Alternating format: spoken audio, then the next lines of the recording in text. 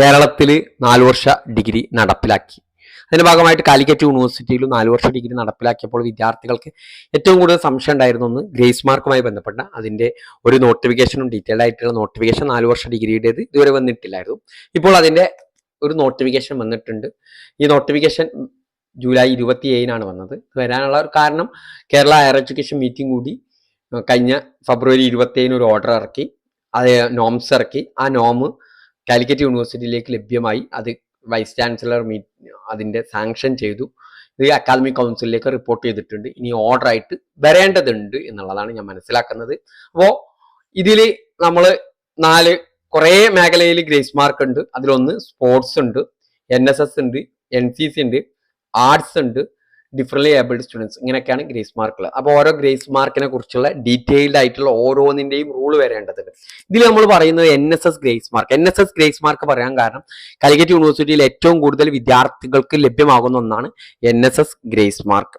അപ്പോൾ അതിനെക്കുറിച്ച് നമുക്ക് പറയാവുന്നതാണ്. അപ്പോൾ NSSലുള്ള വിദ്യാർത്ഥികൾക്കാണ് NSS ഗ്രേസ് മാർക്ക് ലഭിക്കുക. 2024 അഡ്മിഷൻ എടുത്ത വിദ്യാർത്ഥികളുടെ ഗ്രേസ് മാർക്കിന് ഇതുവരെ അപേക്ഷ ക്ഷണിച്ചിട്ടില്ല.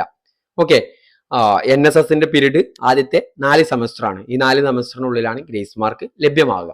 അപ്പൊ അതിന്റെ ഡീറ്റെയിൽഡ് ആയിട്ടുള്ള ഓർഡറുകൾ വരേണ്ടതുണ്ട്. അപ്പോൾ നമുക്ക് NSSന്റെ ഗ്രേസ് മാർക്കുമായി ബന്ധപ്പെട്ട എത്രയാണ് ഗ്രേസ് മാർക്ക് എന്നുള്ള കാര്യങ്ങളൊക്കെ പോകാം. ആദ്യം തന്നെ NSS ഗ്രേസ് മാർക്കും NSS ഗ്രേസ് മാർക്ക് ഓൺലൈനിലാണ് അപേക്ഷ ക്ഷണിക്കാം.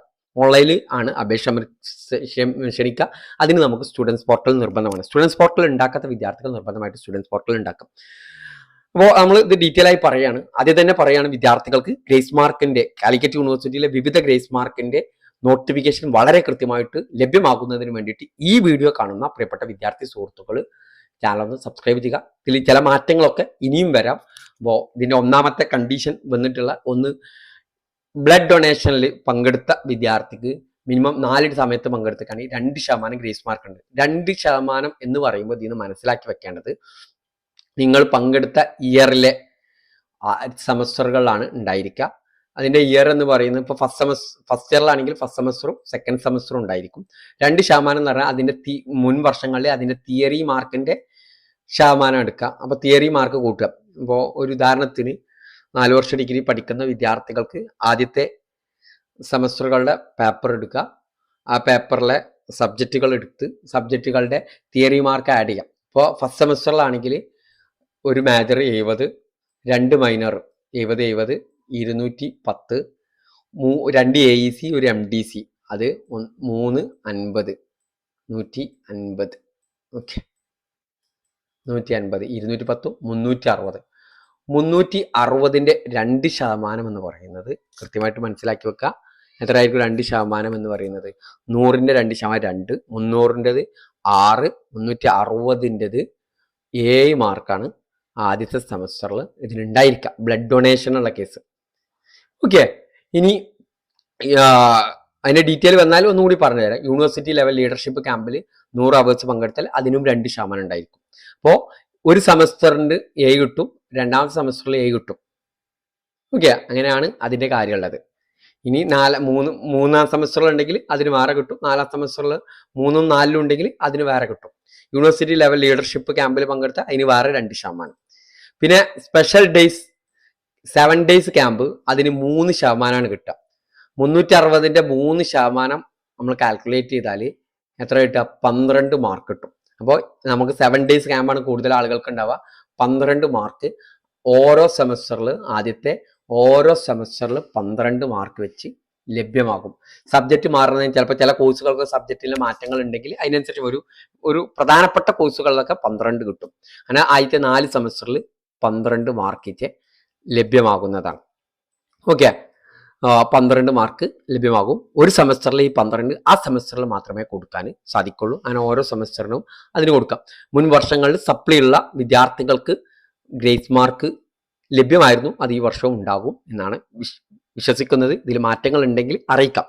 State level NSS festival, state NSS meet, NSS competition organise state government or state NSL organise ചെയ്യുക. അതിൽ പങ്കെടുത്ത് അതിൽ പ്രൈസ് ഫസ്റ്റ് കിട്ടിയിട്ടുണ്ടെങ്കിൽ 3%, സെക്കൻഡ് കിട്ടിയിട്ടുണ്ടെങ്കിൽ 2%. Special volunteer service in pandemic and other natural disaster including flood അതിലൊക്കെ പങ്കെടുത്തിട്ടെങ്കിൽ 3%. അതൊന്നും ചിലപ്പോൾ നിങ്ങൾക്ക് ഉണ്ടായണമെന്നില്ല. Special service certificate of appreciation from state government of state NSS cell NSS ആക്ടിവിറ്റിക്ക് സ്പെഷ്യൽ സർവീസ് സർട്ടിഫിക്കറ്റ് ലഭ്യമായിട്ടുണ്ടെങ്കിൽ 3% കിട്ടും. Recipient of state award NSS national award ലഭിച്ചിട്ടുണ്ടെങ്കിൽ 4%, അല്ലെങ്കിൽ നാഷണലിന് 5%, സ്റ്റേറ്റ് അവാർഡ് ലഭിച്ചിട്ടുണ്ടെങ്കിൽ 4% ലഭിക്കും. Attending approved national camp NIC NYF pre RD ഒക്കെ ഉണ്ടെങ്കിൽ അപ്രൂവ്ഡ് ആയിട്ട് അതിന് ലഭിച്ചിട്ടുണ്ടെങ്കിൽ അതിന് അറ്റൻഡ് ചെയ്ത് 4%. Attend state level camp additional special camp approved organised by state NSS or government of Kerala state NSS organise ചെയ്യുന്ന സ്പെഷ്യൽ ക്യാമ്പിൽ അഡീഷണൽ സ്പെഷ്യൽ ക്യാമ്പിൽ പങ്കെടുത്തിന് 4%.